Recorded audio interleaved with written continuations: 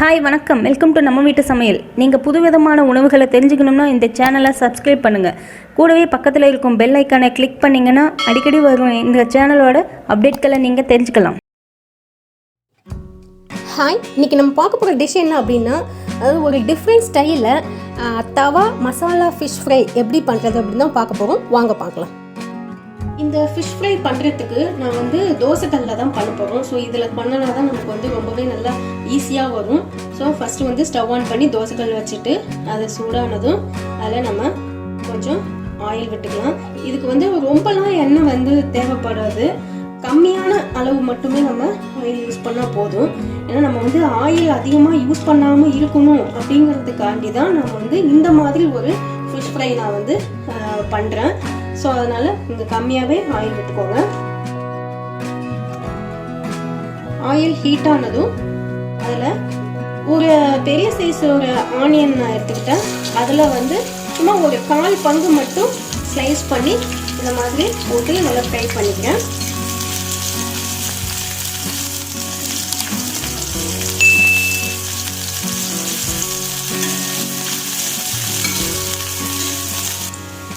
Onion சும்மா லைட்டாக fry ஆனதும் ஒரு 10 பல்லு பூண்டு அதை நசுக்கி வச்சிருக்கேன். ஸோ அதையும் நம்ம ஆட் பண்ணிக்கலாம். நல்லா ஆட் பண்ணி ஃப்ரை பண்ணிக்கலாம். அந்த கார்லிக்கோட அந்த ரா ஸ்மெல் போகிற வரைக்கும் கொஞ்சம் லைட்டாக ஃப்ரை பண்ணிக்கலாம்.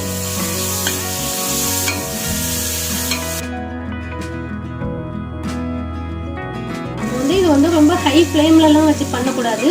சிம்மில் வச்சே தான் நம்ம பண்ணணும். அப்போ தான் இந்த ஃப்ரை கரெக்டாக வரும். ஸோ இது நமக்கு அப்படியே ஓரளவு ரெடி ஆகிடுச்சு. இது அப்படியே இருக்கட்டும். நம்ம சைடாக நம்ம அரைக்க வேண்டியதெல்லாம் அரைச்சி எடுத்துக்கலாம். ரிமைனிங் இருக்கிற அந்த 3/4 பங்கு ஆனியனை கட் பண்ணி வச்சுருக்கேன். அதை மிக்ஸி ஜாரில் ஆட் பண்ணிக்கலாம். அதுக்கடுத்து ஒரு 3 கிராம்பு, ஒரு 2 பிரிஞ்சி இலை, ஒரு ஏலக்காய், 1 இன்ச் அளவுக்கு பட்டை, இதெல்லாம் நம்ம நல்லா ஃபைன் பேஸ்ட்டாக அரைச்சி எடுத்துக்கலாம். அரைச்சி எடுத்துக்கிட்டாச்சு. இப்போ இதை நம்ம அங்கே ஃப்ரை ஆகிட்டு இருக்கிற அந்த ஆனியன் கார்லிக் கூடவே ஆட் பண்ணிக்கலாம்.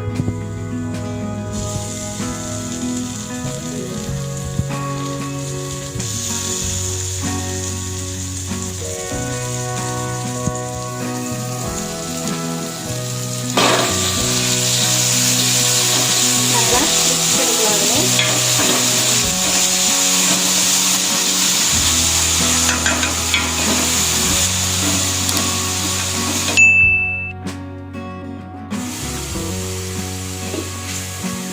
ஆனியன் பேஸ்ட்டும் நல்லா ஃப்ரை ஆயிடுச்சு.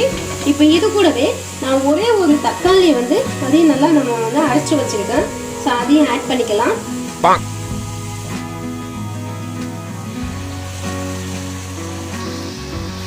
நல்லா மிக்ஸ் பண்ணிக்கலாம். நல்லா இப்போவே நல்லா சூப்பராக ஸ்மெல் வருது.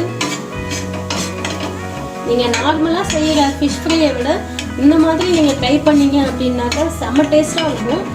ஒரு டைம் இது மாதிரி ட்ரை பண்ணீங்க அப்படின்னாக்கா அடுத்த டைம்லாம் இது மாதிரியே நீங்கள் சாப்பிட்றதுக்கு ஆசைப்படுவீங்க. ஸோ கண்டிப்பாக ட்ரை பண்ணி பாருங்கள்.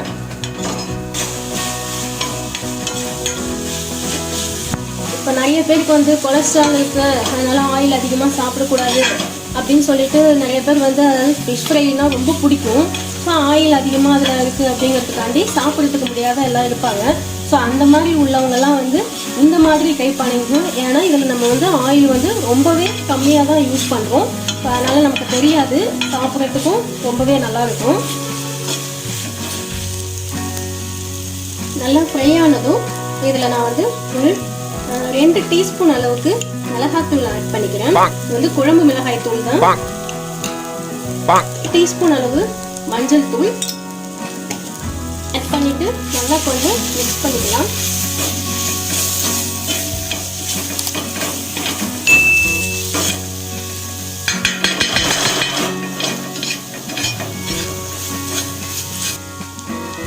மிளகாய் தூள் ஆட் பண்ணி ஒரு 1 நிமிஷம் கழிச்சு அதில் தேங்காய் பால் ஒரு 1/4 மூடி அளவுக்கு தேங்காவை ஒரு 1/4 கிளாஸ் தண்ணி விட்டு நான் அரைச்சி வச்சிருக்கிறேன். ஸோ அதை இப்போ ஆட் பண்ணிக்கலாம்.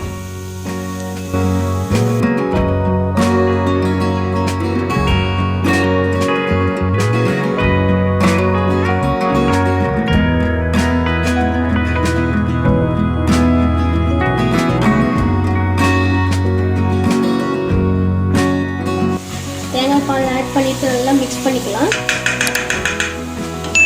இந்த ஃபிஷ் ஃப்ரைக்கு வந்துட்டு ஒரு முக்கியமான ஒரு இன்க்ரீடியன்ட் அப்படின்னு பார்த்தாலே இந்த தேங்காய் பால் தான்.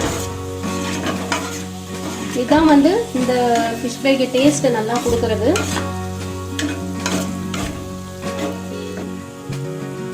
நெக்ஸ்ட் உப்பு ஒரு டீஸ்பூன் ஆட் பண்ணிக்கலாம்.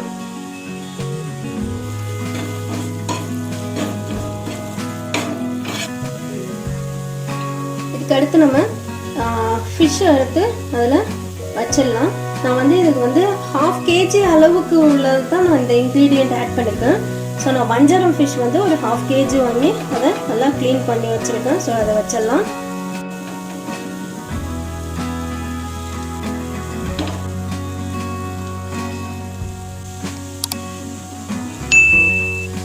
நல்லா ஃபிஷ்ஷை இந்த மாதிரி நல்லா அடுக்கி வச்சாச்சு. இப்போ அதில் வந்து ரிமைனிங் இப்படி சைடில் வச்சுக்கிற மசாலாவை எடுத்து அதில் அப்படியே அப்ளை பண்ணிடலாம். இது வந்து இந்த மாதிரி சென்டரில் ஃபிஷ் இருக்கிற மாதிரி பண்ணிக்கோங்க. ஏன்னா நம்ம வந்து இதை க்ளோஸ் பண்ணி வச்சு தான் கொஞ்சம் நேரம் நம்ம குக் பண்ணணும். ஸோ அதனால் அதுக்கு ஏற்ற மாதிரி நீங்கள் அப்ளை பண்ணிக்கோங்க.